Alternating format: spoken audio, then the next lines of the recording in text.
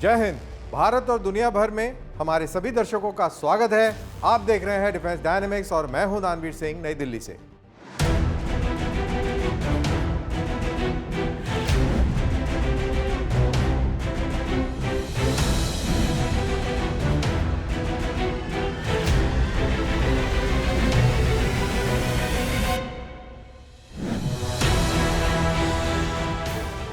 आज defence dynamics में हम बात करेंगे जंग से पहले की जंग की, जहां भारत अपने लेटेस्ट इंडिजिनस इलेक्ट्रॉनिक जैमर्स के जरिए दुश्मन को खामोश कर रहा है और भारतीय वायुसेना को और मजबूत बना रहा है। वहीं अंतरिक्ष में भारत अपने खुद के स्पेस स्टेशन पर काम शुरू कर चुका है, पृथ्वी से परे स्थायी मौजूदगी का दावा करते हुए। और साथ ही विशाल समुद्रों में दुश्मन के एयरक्राफ्ट कैरियर्स अब हाइपरसोनिक थ्रेट की जद में हैं और एक नई भारतीय मिसाइल इंडियन ओशन में पावर बैलेंस को नए सिरे से परिभाषित कर रही है। और अंत में होगा माय टेक यानी मेरे विचार, जिसमें हम बात करेंगे बोरोड वेपन्स क्यों बनाते हैं बोरोड सोवरेनिटी और क्यों राष्ट्रीय सुरक्षा का फैसला इंपोर्ट्स नहीं बल्कि विदेशी नियंत्रण मजबूत करता है। लेकिन उससे पहले एक नजर ग्लोबल डिफेंस हेडलाइंस पर। भारत और यूरोपीय संघ ने मंगलवार को सुरक्षा और रक्षा रणनीतिक साझेदारी यानी security and defence strategic partnership स्थापित करने के लिए एक समझौते पर हस्ताक्षर किए। इस समझौते से आतंकवाद के खिलाफ सहयोग बढ़ेगा और समुद्री व साइबर सुरक्षा यानी मैरीटाइम एंड साइबर सिक्योरिटी क्षेत्रों में सहयोग मजबूत होगा। 2026 में 77वें गणतंत्र दिवस परेड के दौरान भारत ने अपनी बढ़ती रक्षा क्षमताओं और उन्नत स्वदेशी तकनीक को प्रदर्शित किया।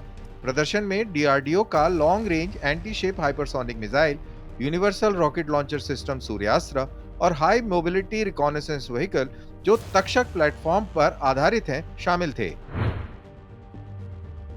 ऑस्ट्रेलिया को अपना पहला MC-55A पेरिगन इंटेलिजेंस सर्वेलेंस रिकॉनेसेंस और इलेक्ट्रॉनिक वॉरफेयर विमान प्राप्त हुआ है। ये डिलीवरी रॉयल ऑस्ट्रेलियन एयरफोर्स के लिए प्रोजेक्ट एयर 555 फेज 1 के तहत ऑर्डर किए गए 4 विमानों में से पहला है। ब्रिटेन के मिनिस्ट्री ऑफ डिफेंस ने ब्रिटिश आर्मी के Boeing AH-64E Apache guardian attack helicopter के लिए एक अनमैन्ड लॉयल विंगमैन विकसित करने हेतु 7 कंपनियों को शॉर्टलिस्ट किया है। एंड्यूरल, BAE सिस्टम्स और लॉकहीड मार्टिन UK जैसी कंपनियां प्रोजेक्ट नेक्स्ट के तहत लैंड ऑटोनोमस कोलैबोरेटिव प्लेटफॉर्म प्रदान करने के लिए प्रतिस्पर्धा करेंगी। जर्मन रक्षा निर्माता राइन मेटल जर्मनी और नीदरलैंड्स के लिए काराकाल 4x4 एयरबोर्न वाहन के 4 वेरिएंट बना रहा है। ये उत्पादन जुलाई 2023 में जर्मनी के बुंदेश्वर द्वारा 3058 कराकाल वाहनों की आपूर्ति के लिए किए गए फ्रेमवर्क एग्रीमेंट के बाद हो रहा है। मॉडर्न वॉरफेयर में अब फर्स्ट कैजुअलिटी सैनिक की नहीं होती बल्कि कम्युनिकेशन की होती है। यूक्रेन से लेकर वेस्ट एशिया तक के संघर्षों ने यह साफ कर दिया है कि जो पक्ष इलेक्ट्रोमैग्नेटिक स्पेक्ट्रम पर कंट्रोल रखता है वही बैटलफील्ड पर भी कंट्रोल रखता है। और अब इसी इनविजिबल वॉर में भारत ने एक निर्णायक कदम उठाया है। रक्षा मंत्रालय के अधीन भारत इलेक्ट्रॉनिक्स लिमिटेड ने भारतीय वायुसेना को अपना advance ground based very ultra high frequency communication jammer देना शुरू कर दिया है। ये एक पावरफुल इंडिजिनस सिस्टम है जिसे बिना एक भी गोली चलाए दुश्मन के कम्युनिकेशन को खामोश करने के लिए डिजाइन किया गया है। तो इसका भारत की इलेक्ट्रॉनिक वॉरफेयर कैपेबिलिटी के लिए क्या मतलब है और ये फ्यूचर एयर ऑपरेशंस को कैसे बदल देगा, आइए इसे जरा करीब से समझते हैं।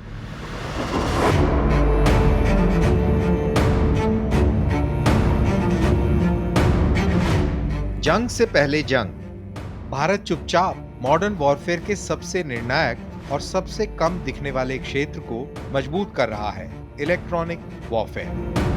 भारत इलेक्ट्रॉनिक्स लिमिटेड ने भारतीय वायुसेना को अपना स्वदेशी ground based VHF UHF communication jammer देना शुरू कर दिया है, जिससे बैटलफील्ड पर दुश्मन के कमांड और कंट्रोल को बाधित करने की भारत की क्षमता कई गुना बढ़ गई है।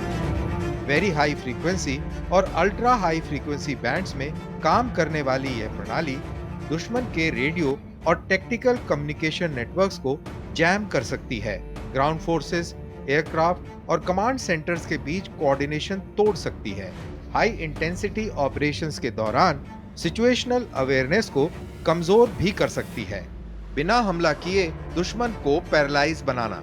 आज के नेटवर्क सेंट्रिक युद्धों में कम्युनिकेशन लिंक्स काट देना काइनेटिक स्ट्राइक से भी तेजी से दुश्मन को पुंग बना सकता है। ये क्षमता तब और महत्वपूर्ण हो जाती है जब भारत के दो मुख्य एडवर्सरीज की इलेक्ट्रॉनिक वॉरफेयर ताकत को देखा जाए। चाइना की People's Liberation Army electronic warfare को अपनी इंफॉर्मेशनाइज्ड और इंटेलिजेंटाइज्ड वॉरफेयर डॉक्ट्रिन का मुख्य स्तंभ मानती है। पीएलए के पास एडवांस्ड इलेक्ट्रॉनिक वॉरफेयर ब्रिगेड्स हैं जो wide area communication jamming, radar disruption, integrated cyber और इलेक्ट्रॉनिक अटैक्स करने में सक्षम है। ये सिस्टम कॉन्फ्लिक्ट की शुरुआती मिनटों में एडवर्सरी को अंधा और कंफ्यूज करने के लिए बनाया गया है, खासकर कंटेस्टेड बॉर्डर्स और इंडो पैसिफिक रीजन में। वहीं पाकिस्तान ने भी अपनी इलेक्ट्रॉनिक वॉरफेयर क्षमताओं को लगातार अपग्रेड किया है। Chinese origin electronic warfare systems को पाकिस्तानी एयरफोर्स और आर्मी दोनों में इंटीग्रेट किया गया है। इनका फोकस है battlefield communication jamming, air defence suppression और पाकिस्तान के नेटवर्क ऑपरेशंस को सपोर्ट करना। इलेक्ट्रोमैग्नेटिक डोमिनेंस एक फोर्स मल्टीप्लायर। संभावित टू फ्रंट सिनेरियो में इलेक्ट्रोमैग्नेटिक डोमिनेंस एक फोर्स मल्टीप्लायर बन जाता है, जहां भारत तेजी से निर्णय ले सकता है और एडवर्सरी से वही बढ़त छीन सकता है। GBVU कम्युनिकेशन जैमर्स के इंडक्शन से भारतीय वायुसेना को इलेक्ट्रोमैग्नेटिक स्पेक्ट्रम में कंटेस्ट और डोमिनेट करने की क्षमता मिलती है, जो इन मिशंस को सपोर्ट करता है। Offensive counter air operations, suppression of enemy air defences, army और नेवी के साथ जॉइंट ऑपरेशंस। रणनीतिक आत्मनिर्भरता की दिशा में भारत का प्रयास। उतनी ही अहम बात है कि यह प्रणाली सेंसिटिव इलेक्ट्रॉनिक वॉरफेयर टेक्नोलॉजीज में भारत की स्ट्रेटेजिक ऑटोनॉमी को मजबूत करती है, जहां सीक्रेसी और अडेप्टेबिलिटी सबसे ज्यादा मायने रखती है। आधुनिक युद्धों में लड़ाई अक्सर शोर से नहीं बल्कि फ्रीक्वेंसीज, सिग्नल और डेटा स्ट्रीम्स में शुरू होती है, और इस इंडक्शन के साथ भारत ये सुनिश्चित कर रहा है कि वह इस अदृश्य युद्ध को लड़ सके और जीत सके। इस तैनाती को खास बनाने वाली बात सिर्फ तकनीक नहीं बल्कि उसका सही समय है। पूर्वी यूरोप से लेकर इंडो पैसिफिक तक हाल के संघर्षों ने यह दिखाया है कि अब युद्ध बमों से नहीं बल्कि जैमिंग, स्पूफिंग और इलेक्ट्रॉनिक बाधा के जरिए लड़े जा रहे हैं। स्वदेशी कम्युनिकेशन जैमर्स को शामिल करके भारतीय वायुसेना ऐसे ही भविष्य के युद्ध क्षेत्र के लिए खुद को तैयार कर रही है, जहां स्पेक्ट्रम वॉर में जीत पारंपरिक लड़ाई शुरू होने से पहले ही नतीजा तय कर सकती है। यह एक साफ संदेश भी देता है कि भारत अब सिर्फ अपने नेटवर्क की रक्षा नहीं कर रहा बल्कि दुश्मन के संचार को बाधित और निष्क्रिय करने की क्षमता भी विकसित कर रहा है। इनविजिबल, साइलेंट लेकिन डिसाइसिव। जैसे जैसे युद्ध का स्वरूप फायर पावर से इंफॉर्मेशन डोमिनेंस की ओर बढ़ रहा है, ऐसे सिस्टम्स ये सुनिश्चित करते हैं कि भारत सिर्फ बराबरी नहीं कर रहा बल्कि आगे बना हुआ है, क्योंकि आने वाले कल के युद्धों में ये मायने नहीं रखेगा कि किसका हथियार पहले चला। असली फैसला इस बात से होगा कि किसका कम्युनिकेशन आखिर तक बचा रहा। कई दशकों तक अंतरिक्ष को डोमेन ऑफ एक्सप्लोरेशन माना जाता रहा है। आज अंतरिक्ष शक्ति का क्षेत्र बन चुका है। सैटेलाइट्स मिसाइलों को दिशा देती हैं, स्पेस एसेट्स बैटलफील्ड की समझ को तय करते हैं और ऑर्बिट में ह्यूमन प्रेजेंस तेजी से स्ट्रेटेजिक डोमिनेंस का प्रतीक बनता जा रहा है। अब भारत इस छलांग को परमानेंट करने की तैयारी में है। भारत की इंडियन स्पेस रिसर्च ऑर्गेनाइजेशन ने भारतीय अंतरिक्ष स्टेशन के विकास की शुरुआत कर दी है। यह भारत का अपना इंडिजिनस स्पेस स्टेशन होगा, जिसका उद्देश्य लो अर्थ ऑर्बिट में कंटिन्यूअस ह्यूमन प्रेजेंस इस्टेब्लिश करना है। पहले ह्यूमन रेटेड मॉड्यूल्स को 2028 तक लॉन्च करने का लक्ष्य है और 2035 तक इसकी पूरी तरह ऑपरेशनल होने की उम्मीद है। ये भारत को सिर्फ लॉन्च केपेबल नेशन से आगे बढ़ाकर लंबे समय तक सस्टेन्ड ऑर्बिटल पार्क बना देगा।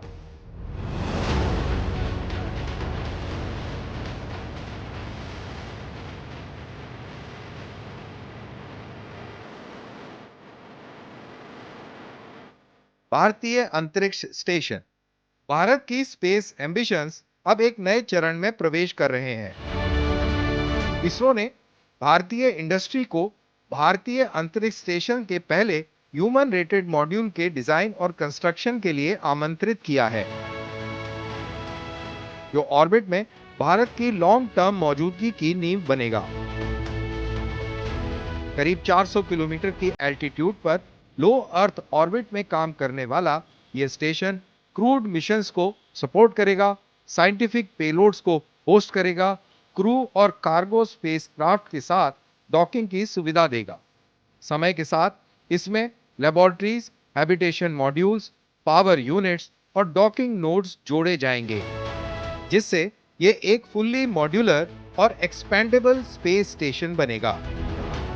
गगनयान के साथ तालमेल।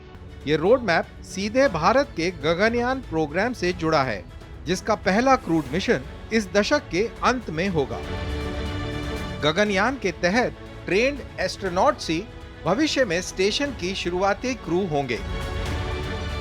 Technically ISRO orbital rendezvous, docking experiments और ऑटोनोमस स्पेसक्राफ्ट ऑपरेशंस जैसी क्षमताओं पर आगे बढ़ रहा है, जो सिविल स्पेस फ्लाइट्स के साथ साथ स्पेस सिक्योरिटी के लिए भी जरूरी है। ह्यूमन रेटिंग सबसे कठिन इंजीनियरिंग चैलेंजेस में से एक है। Closed loop life support system, radiation shielding, thermal control, secure digital और कम्युनिकेशन नेटवर्क्स। अंतरिक्ष क्षेत्र में सार्वजनिक निजी साझेदारी। इन चुनौतियों से निपटने के लिए इसरो भारत के बढ़ते प्राइवेट स्पेस इकोसिस्टम का सहारा ले रहा है। लार्सन एंड टुब्रो और टाटा एडवांस सिस्टम जैसी कंपनियां इसमें बड़ी भूमिका निभा सकती हैं, जो भारतीय स्पेस पॉलिसी 2023 के तहत पब्लिक प्राइवेट पार्टनरशिप की दिशा दिखाता है।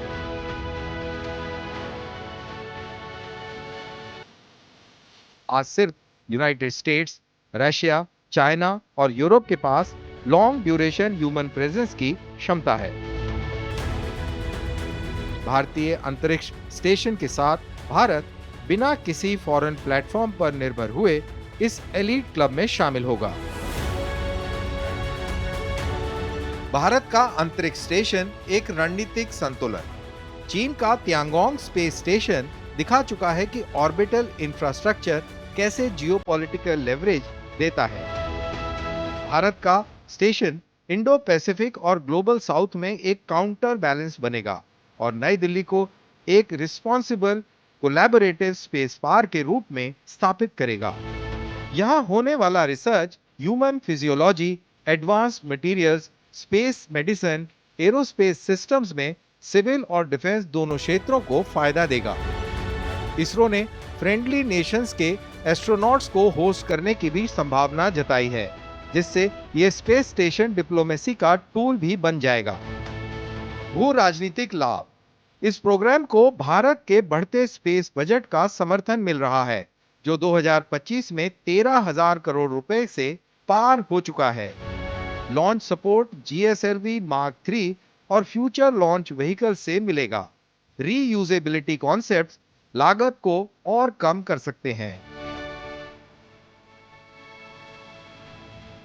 भारतीय अंतरिक्ष स्टेशन को सिर्फ विज्ञान नहीं बल्कि उसकी रणनीतिक अहमियत भी अलग बनाती है।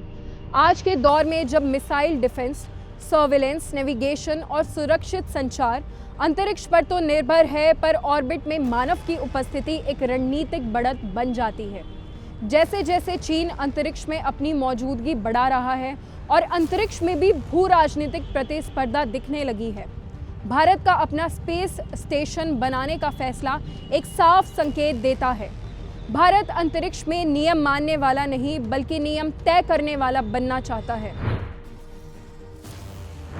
सैटेलाइट्स लॉन्च करने से लेकर ऑर्बिट में जीवन बनाए रखने तक भारत की स्पेस स्टोरी अब ऑर्बिटल स्पीड से आगे बढ़ रही है। भारतीय अंतरिक्ष स्टेशन सिर्फ एक साइंटिफिक प्लेटफॉर्म नहीं, ये भारत के इरादों की घोषणा है। ये दिखाता है कि Bharat margins of space exploration से बाहर निकलकर स्पेस डोमिनेंस की सेंटर ऑफ ग्रेविटी में मूव करने के लिए तैयार है। और 2035 तक जब भारतीय एस्ट्रोनॉट्स अपने स्टेशन से पृथ्वी को देखेंगे तो यह सिर्फ एक टेक्नोलॉजिकल एडवांसमेंट नहीं होगा, बल्कि यह भारत की परमानेंट स्पेस पार्क के रूप में प्रेजेंस का भी एक महत्वपूर्ण प्रतीक होगा। लगभग 8 दशकों तक एयरक्राफ्ट कैरियर्स नेवल पावर के सर्वोच्च प्रतीक रहे हैं। ये फ्लोटिंग एयर बेसिस हैं जो घर से सैकड़ों किलोमीटर दूर भी शक्ति का प्रदर्शन करते हैं। लेकिन यह दौर अब सीरियस चैलेंज का सामना कर रहा है। भारत ने एक ऐसा हथियार पेश किया है जो जहाजों का पीछा करने के लिए नहीं, बल्कि एयरक्राफ्ट कैरियर्स की एडवांटेज को पूरी तरह खत्म करने के लिए बनाया गया है। Long range anti ship missile यानी LRASHM एक हाइपरसोनिक ग्लाइड वेपन है जिसे विशेष रूप से हाई वैल्यू नेवल एसेट्स जैसे कि इंडियन ओशन रीजन में ऑपरेट करने वाले चाइनीज कैरियर स्ट्राइक ग्रुप्स को निशाना बनाने के लिए डेवलप किया गया है। ये सिर्फ एक मिसाइल टेस्ट नहीं है, ये नेवल स्ट्रेटजी में एक बड़ा बदलाव है। 3, 2, 1, now.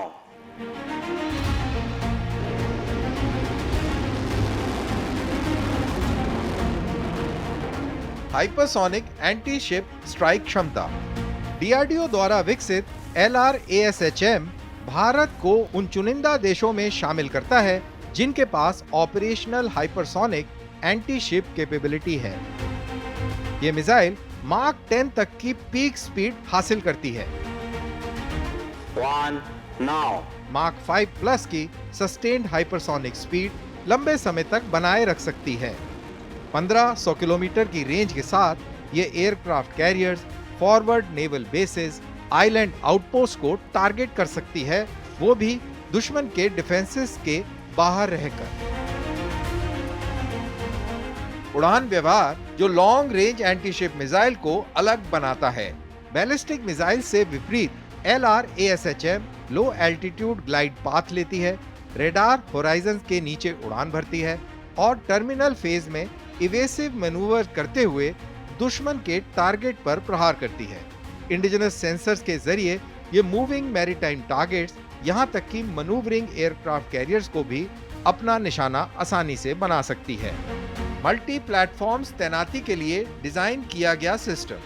Land based coastal batteries के जरिए भारत अंडमान और निकोबार आइलैंड्स, लक्षद्वीप जैसे क्षेत्रों में पावरफुल A2AD जोन्स बना सकता है। मलक्का स्ट्रेट जैसे चोक पॉइंट्स पर कंट्रोल सीधे चाइना के एनर्जी लाइफलाइंस को प्रभावित करेगा। 2030 के शुरुआती समय में एक लार्ज स्केल इंडक्शन की योजना है। आर्मी, नेवी और एयरफोर्स में इनकी तैनाती बड़े पैमाने पर की जाएगी। ये भारत की हाइपरसोनिक जर्नी को एक्सपेरिमेंटेशन से डिप्लॉयमेंट तक ले जाएगा।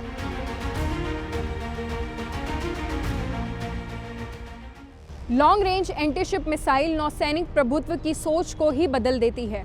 अब एयरक्राफ्ट कैरियर सिर्फ महंगे प्लेटफॉर्म नहीं रहे, बल्कि अब यह पहले से ज़्यादा असुरक्षित भी हो गए हैं। चीनी नौसेना के लिए हिंद महासागर में कैरियर ऑपरेट करना अब एक नई हकीकत है, क्योंकि उन्हें खोजा जा सकता है, ट्रैक किया जा सकता है और बेहद कम चेतावनी के साथ हाइपरसोनिक गति से निशाना बनाया जा सकता है।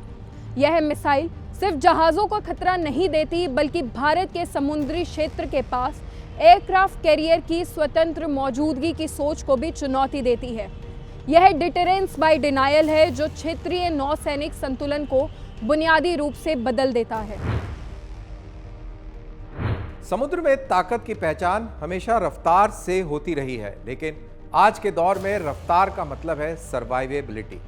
LRASHM के साथ भारत ने यह साबित कर दिया है कि वह दुनिया की सबसे शक्तिशाली नेवल एसेट्स को भी खतरे में डाल सकता है, तेजी से, सटीकता के साथ और निर्णायक रूप से। इंडो पैसिफिक के बदलते हुए शतरंज के खेल में एयरक्राफ्ट कैरियर्स भले ही आज भी समुद्र पर राज करते हों, लेकिन अब वो हाइपरसोनिक शैडो के नीचे सफर कर रहे हैं।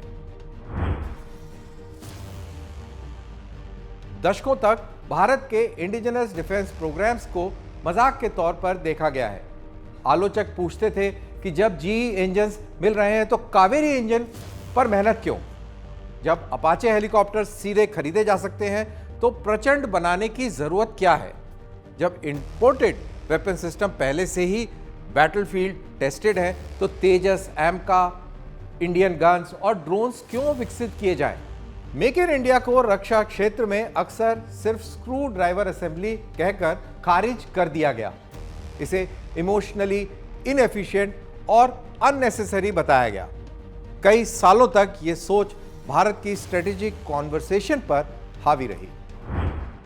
जब इंपोर्ट्स आसान लगता था, अजम्पशन बिल्कुल सरल थी, फॉरेन वेपन्स मतलब सुपीरियॉरिटी, स्पीड और रिलायबिलिटी।